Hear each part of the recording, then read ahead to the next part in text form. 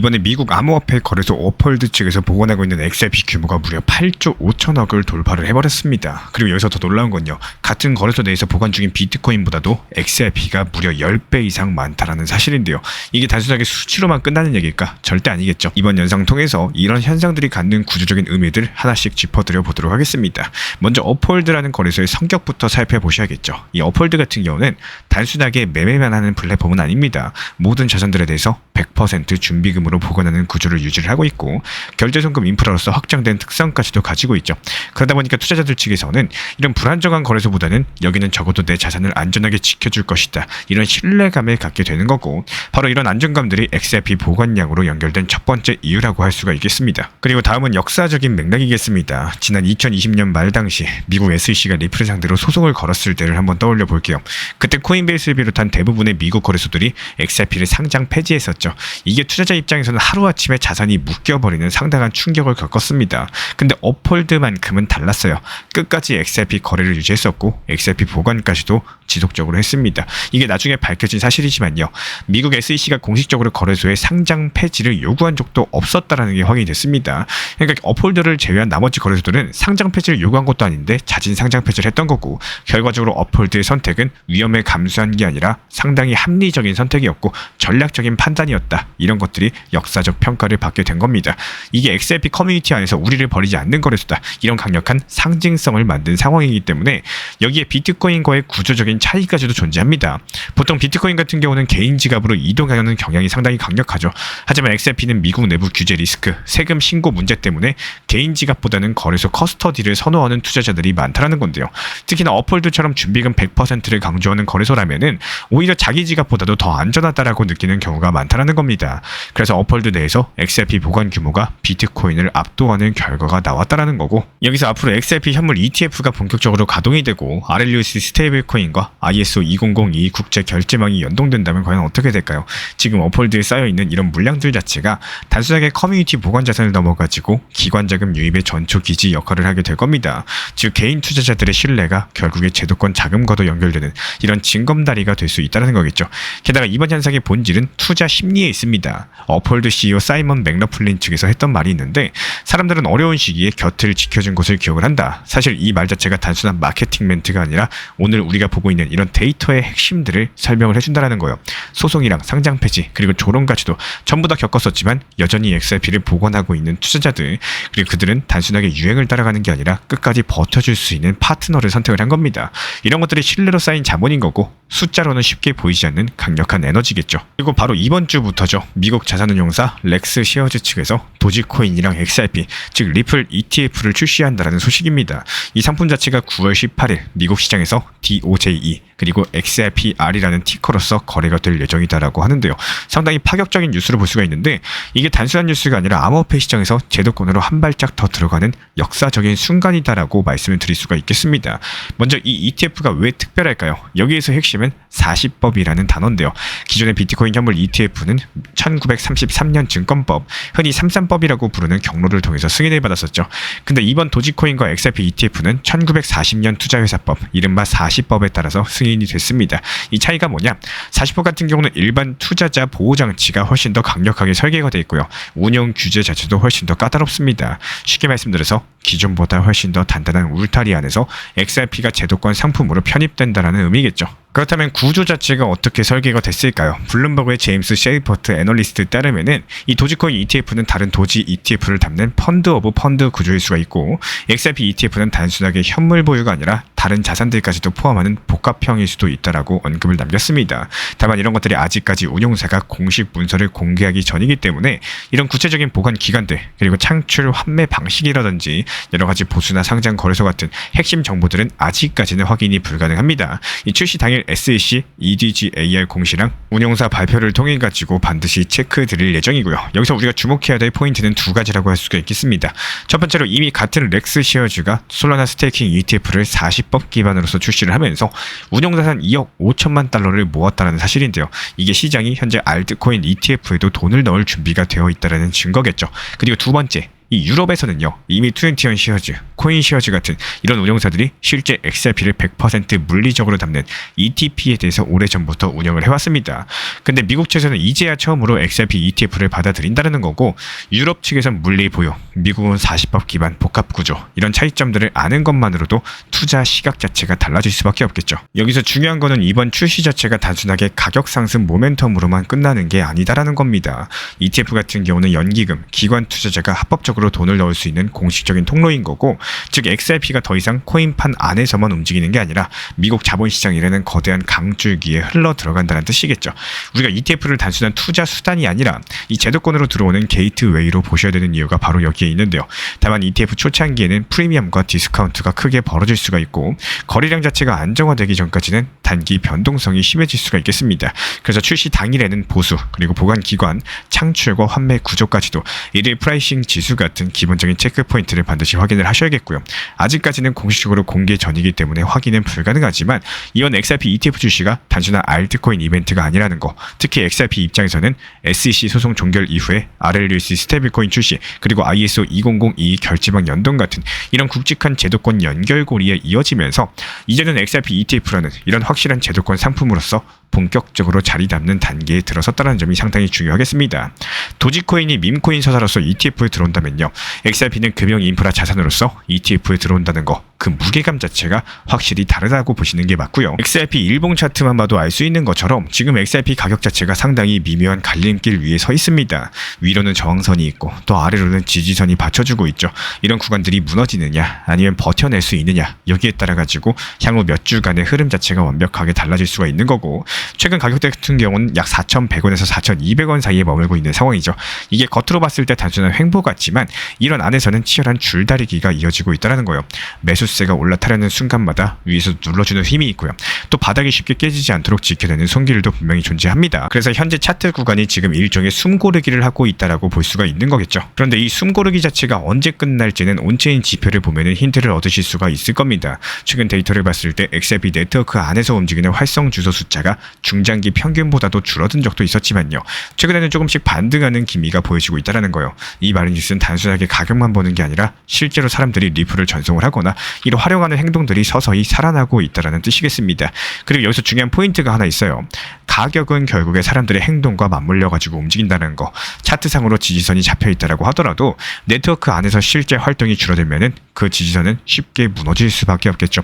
또 반대로 거래 활동이 늘어나고 큰 지갑들이 매집에 나선다면은 이런 지지선은 훨씬 더 단단해질 수가 있겠죠. 그리고 이번 주 데이터를 살펴보면은 거래소 안에 머물던 XRP 물량들이 조금씩 줄어들고 있다는 분석까지도 나옵니다. 이게 단순하게 팔려고 거래소에 두는 게 아니라 중장기 보관을 위해 가지고 개인 지갑으로 옮긴 투자자들이 많아졌다는 의미로 해석이 가능하겠습니다. 단순하게 가격이 좋으니까 잠깐 사고 파는 게 아니라요, 향후 흐름을 기대하면서 오래 들고 가려는 움직임이 늘어났다는 거겠죠.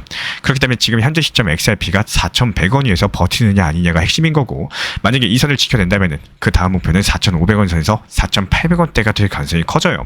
이 구간들이 과거에도 여러 번 저항을 받았던 자리이기 때문에 다시 한번 중요한 시험대가 될 것으로 보여지고 있습니다. 현재 시장 온체인 지표가 말해주는 메시지 자체가 분명합니다. 이 XRP를 둘러싼 관심은 여전히 존재한다는 거, 기관이나 큰 지갑의 움직임까지도 포착이 되고 있는 상황이기 때문에, 하지만 여기서 중요한 것, 이 네트워크 안의 거래량들, 활성 주소 숫자가 폭발적으로 늘어나지 않는 이상 강력한 XRP의 상승을 이끌 만한 재료나 힘이 부족할 수가 있다라고 말씀을 드립니다.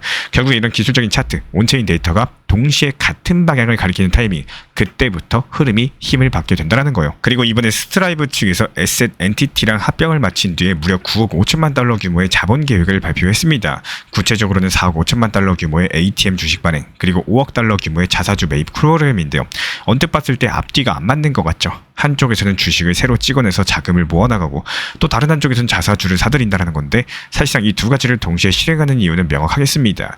바로 주당 비트코인 가치를 끌어올리기 위해서인데요. 여기서 중요한 건 스트라이브 CEO가 이미 합병 직후에 7억 달러 이상 비트코인을 매입하겠다, 이렇게 공언을 했다는 점인 거고, 즉 이번 자본 조달과 자사주 매입 자체가 결국에 비트코인 트레저리를 확대하기 위한 설계다라고 보셔도 무방합니다. 쉽게 말씀드려서 현재 전통 주식시장을 통해 가지고 이 투자자 자금들을 모아서 비트코인을 꾸준히 매수하겠다라는 구조겠죠. 마이크로 스트래티지 이후로 이런 상장사형 비트코인 ETF 모델이 점점 늘어나고 있다는 겁니다. 그렇다면 이게 시장에는 어떤 영향을 줄까요? 첫 번째로 기관의 비트코인 매수가 이제는 이벤트가 아니라 구조로서 자리 잡는다라는 뜻이겠죠.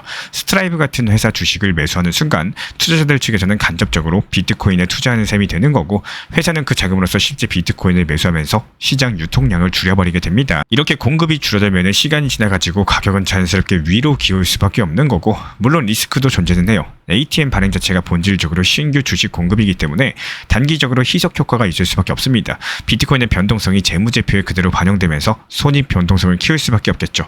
또 자사주 매입이 무리하게 집행되면 현금 흐름에 부담을 줄 수도 있겠습니다. 그렇기 때문에 단순하게 발표만 볼 게 아니라 실제로 얼마나 빨리 어떤 가격대에서 비트코인을 매수를 하는지 분기별 공시로서 확인하는 게 핵심 포인트일 것으로 보여지고 있고, 그리고 나스닥에 상장된 링크홈 홀딩스 측에서 미국 부동산의 비트코인, 이더리움, USDC로 구매할 수 있는 플랫폼을 열었습니다. 코인으로 집을 살 수 있다, 이런 얘기는 예전에도 몇 번 나왔었죠. 하지만 이번에 상장사 측에서 직접 공식 플랫폼을 내놓았다는 점에서 의미 자체가 달라질 수가 있는데요. 실제 거래 과정을 한번 떠올려 보세요. 부동산 매수자는 먼저 매입 의사를 밝힐 거고, 에스크로 계좌를 개설하면서 비트코인이나 USDC 같은 이런 자산으로서 결제를 진행을 할 겁니다. 근데 여기서 문제가 되는 게 변동성이죠. 집값은 계약 시점에 50만 달러로서 고정이 돼 있는데 비트코인 가격이 하루 만에 5% 움직여버리면 결제 리스크가 생기겠죠. 그래서 대부분은 스테이블 코인으로 가격을 고정을 시키거나 거래 순간에 실시간 환전을 거쳐가지고 리스크까지도 최소화시킵니다. 여기에 KYC, AML 같은 이런 규제 절차랑 세무 보고까지도 얽히게 되는 거겠죠. 그렇기 때문에 여기서 중요한 거는 이 상장사가 이런 복잡한 절차를 아예 플랫폼화했다는 겁니다. 대형 자산 거래에서 암호화폐가 이벤트성 결제가 아니라 표준화된 결제 옵션으로서 자리 잡을 수 있는 길이 열리고 있다는 거고, 비트코인이나 이더리움 같은 이런 메이저 자산들이 사용되는 것도 의미가 있겠지만요. 저는 오히려 이런 과정에서 스테이블 코인과 브릿지 자산의 수요가 커질 거라고 보고 있어요. 왜냐하면 부동산처럼 큰 금액을 옮길 때는 변동성이 최소화돼야 되는 거고요. 국경 간의 거래라면 송금 네트워크 효율까지도 챙겨야 되다 보니까 이 스트라이브의 자본 계획은 공급 측을 조이는 거고, 링크홈의 부동산 결제 지원은 수요 측을 여는 역할을 해줄 겁니다. 공급이 줄고 수요가 늘면 어떨까요? 당연히 가격은 상승을 할 수밖에 없겠죠. 단기적으로야 출렁임이 있을 수 있겠지만요. 이 구조적으로 이미 가격이 상방을 향해 있다는 겁니다. 그리고 스트라이브의 경우는 실제 비트코인 매입 속도, 평균 매입 단가, 주당 비트코인 잔고 변화에 대해서 분기마다 체크하시는 겁니다. 링크홈 같은 경우는 실제 체결 건수, 어떤 자산이 가장 많이 쓰이는지, 어떤 커스터디랑 파트너십을 맺는지를 보시는 거고, 이 숫자랑 실행력이 확인이 되는 순간 이거는 뉴스가 아니라 그대로 추세가 되겠죠. 왜 안전하게 업비트나 비썸 같은 거래소에서 현물 매매로 운영하는 게 좋을까요? 이 투자 시장에 있어서 정답은 없겠지만요. 아마도 이 영상을 보시는 많은 구독자분들께서는 직장인이실 겁니다. 하루 종일 24시간 시장만 바라볼 수 있는 상황이 아니라는 거고, 그러다 보니까 갑작스럽게 단기 급락이 나왔을 때 대응을 하지 못하고 그냥 지나쳐버리는 경우가 상당히 많습니다. 특히나 선물 매매가 상당히 위험해요. 레버리지를 쓰기 때문에 청산이라는 게 존재합니다. 몇 퍼센트만 하락해도 투자금이 순식간에 0원이 되는 경우가 생긴다는 거고, 단순하게 마이너스가 아니라 아예 사라져버린다는 게 문제예요. 하지만 반대로 현물은 어떤가요? 다르죠. 리플이 5%, 10% 하락해도 시간이 지나면서 회복되는 경우가 많았습니다.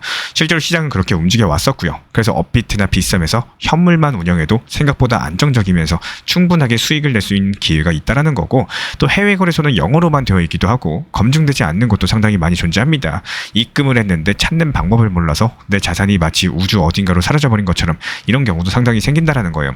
그래서 제가 늘 강조드리는 거는 모르는 영역에 괜히 손대지 마시고요. 업비트랑 비썸 같은 안전한 거래소에서 현물 위주로 운영하셔라 말씀을 드리는 겁니다. 이게 결국에 가장 안정적인 거고, 이에 대한 거는 과거를 떠올려 보면 정답이 보이실 겁니다. 비트코인이 8천만 원을 찍고 2천만 원까지 내려왔을 때 시장이 끝났다고 비트코인은 끝났다라고 다들 말을 했지만요. 결국에 그 비트코인은 1억 6천만 원을 돌파했습니다. 그 당시엔 절망처럼 보였던 순간이 시간이 지나고 나니까 최고의 기회였던 거겠죠. 그래서 저는 늘 말씀을 드려요. 사고 싶을 때 매수하는 것보다 오히려 시장이 좋아 보여서 들드는 순간에는 분할 매도를 계획을 하셔야 되는 거고, 또 반대로 모두가 포기하고 싶어하는 최악의 순간에는 추가 매수를 고려할 줄도 알아셔야 됩니다. 이게 진짜 투자자의 대응 능력인 거고, 많은 분들께서 이렇게 말씀을 하세요. 최고의 투자 시점은 10년 전이었고 또 두 번째로 좋은 시점은 지금이다. 이 말을 반드시 기억하시면서 원칙 있는 매매, 그리고 꾸준히 지켜나가는 투자 습관을 가져나가시기를 바라겠습니다. 최근에 리플 XRP 가격 자체가 이 단기 급등과 급락을 반복하면서 박스권 안에서 움직이는 흐름이 상당히 강력한 모습이죠. 큰 거래량과 강력한 온체인 매수세를 바탕으로서 저항선을 강력하게 돌파하는 본격적인 급등이 나오기 전까지는요, 한마디로 저점에서 매수하시고 또 고점에서 매도하는 수익을 실현하는 이런 전략들을 통해서 지속적으로 내 계좌 수익을 늘려나가고 계좌를 풍성하게 하시면서 거기서 나온 수익으로서 시드를 늘려나가는 전략을 구사하는 게 맞습니다. 우리 신사 채널 실시간 리플 커뮤니티방 통해서 분할 매수 타점 말씀드렸던 저점 구간 3,850원 라인에서 매수 체결이 완료됐고요. 실제로 이번에 미리 걸어놓은 매도 타점 4,200원 선에서 매도까지도 체결 완료가 되면서 리플 커뮤니티 회원분들께서도 잠을 자고 일어나니까 수익이 체결되어 있더라, 이런 상황입니다. 그리고 이번에 단기적인 눌림목이 발생을 했고 RSI 지표상으로 과매도 저점 구간인 것들이 확인이 되면서 4,100원 라인에서의 매수 타점까지도 말씀을 드렸고요. 정확하게 단기 저점 라인에서 분할 매수가 칼같이 들어간 상황입니다.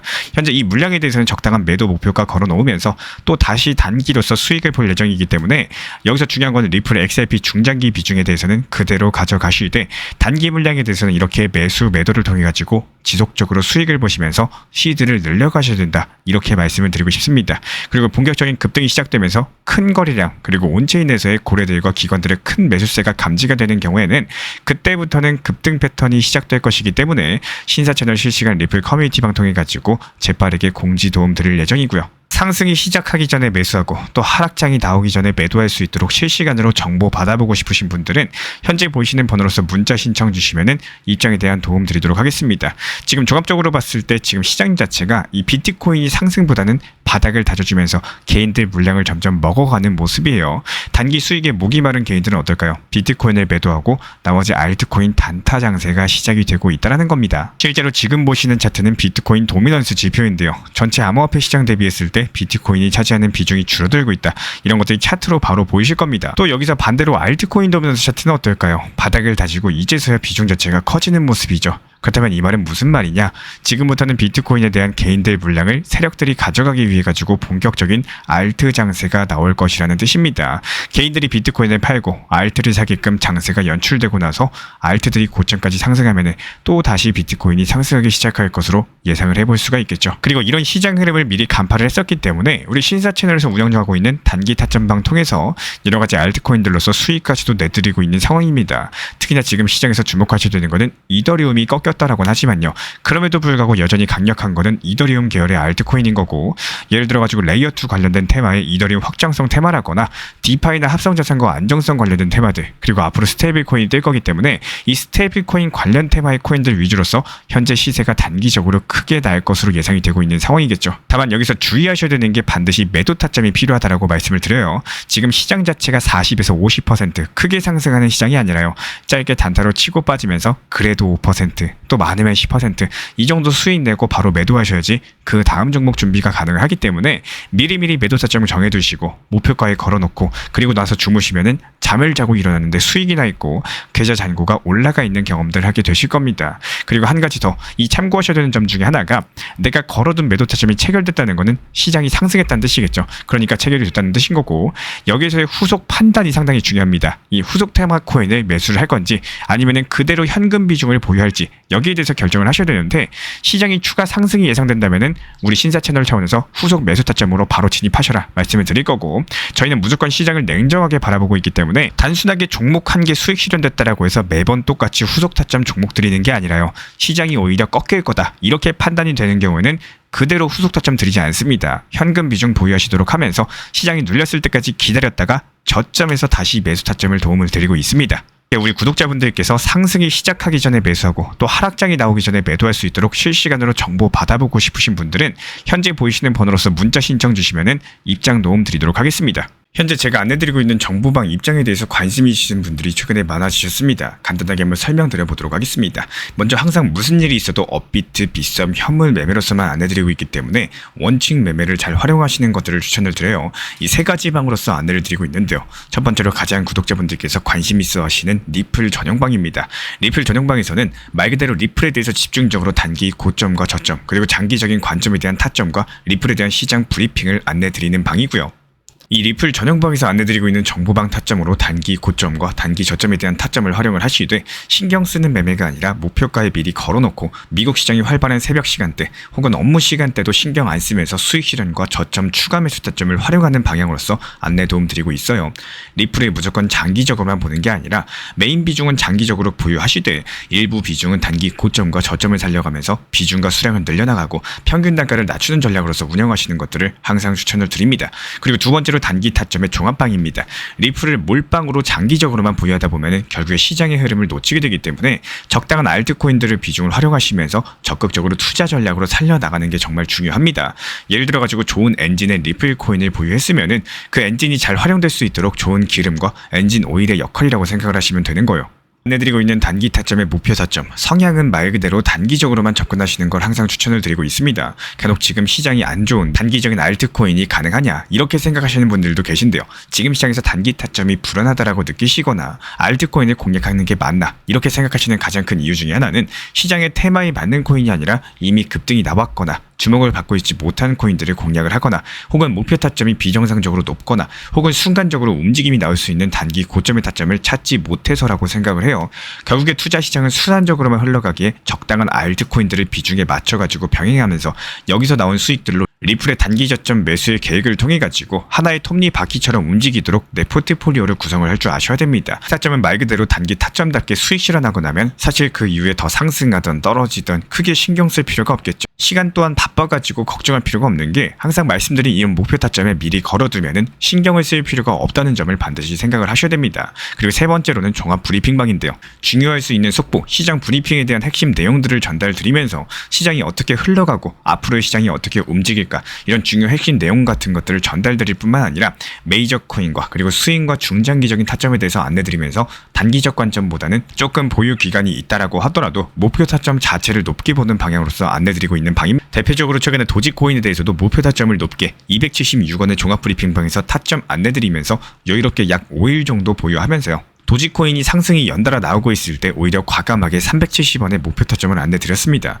이렇게 상승이 잘 나오고 있을 때는 대부분 여기서 더 오르는 게 아닌가 이렇게 생각을 하시는 분들이 많이 계시겠지만 항상 적당한 고점에서 수익 실현하는 것들을 목표로 잡는 게 정말 중요하다고 말씀을 드려요. 이렇게 세 가지 방 입장 안내드리고 있기 때문에 항상 업비트, 빗썸으로서 현물에 대해서 안내드리고 있습니다. 비중 조절과 원칙 매매를 통해서 일하거나 바쁜 와중에 신경 쓰시는 매매보다는요.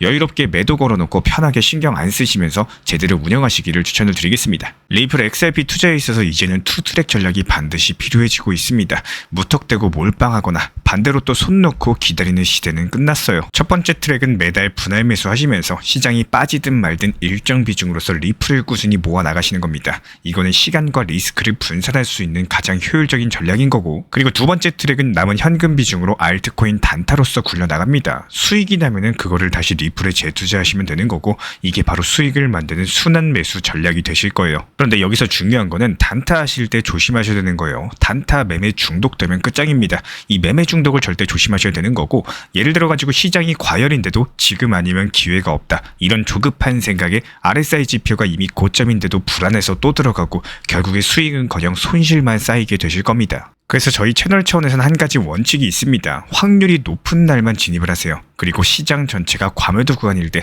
비트코인 기준 RSI가 바닥을 찍을 때, 그때 알트코인 중에서 최근 거래량이 급등한 종목이 과매도의 경우 MACD, 볼린저 밴드, 이동평균선과 일목균형표 참고해서 신중하게 매수 진입 타점 들어갑니다. 그리고 그 외에는 아예 매매를 쉬는 날도 반드시 있어야지 진짜 단타인 거고, 그렇다면 이걸 어떻게 구별할 수 있는지 궁금하실 거예요. 여기서 챗GPT가 등장을 합니다. 저희는 챗GPT를 단순한 도구로 쓰지 않습니다. GPT한테 오늘 확률 높은 진입 타이밍이냐 이렇게 물어볼 수 있게 맞춤 프롬프트를 사용을 하는데요. 그리고 그 결과에 저의 실전 매매 노하우 30%를 덧붙여가지고 GPT 시그널을 보완합니다. 어떻게 하는지 궁금하신 분들 GPT 검색력과 활용 전략을 이용해가지고 이 두 가지를 한 방에 알려드리고 있습니다. 현재 보이시는 번호로서 리플 단타라고 문자 남겨주세요. 지금 이 영상 보신 분들에게만 오픈합니다. 그냥 GPT 쓰는 법이 아니라 투자로 연결되는 GPT 사용법 지금 바로 알려드리도록 하겠습니다. 제가 안내해드리고 있는 코인 신사 채널 멤버십 전용방에 대해서 짧게 설명드려 보도록 하겠습니다. 리플, 암호화폐 시장에 대한 중요한 이슈, 그리고 브리핑이나 시장의 흐름에 대한 전문적인 분석 내용 설명과 함께 차트상의 기술적 분석, 온체인 지표와 투자 심리에 대한 내용들을 같이 안내 도움드리고 있고, 가장 중요한 투자 심리를 컨트롤하기 위해서 포트폴리오의 구성에 대한 노하우, 투자 심리 컨트롤에 대한 내용도 같이 안내드리고 있습니다. 코인 신사 스터디 멤버십 가입하신 분들께서는 아래 번호 혹은 신청 링크 통해서 남겨주시면 제가 연락드리고 있고, 안내 설명과 함께 신사 채널 리플 전용 멤버십 방에도 입장 안내 설명드리고 있습니다.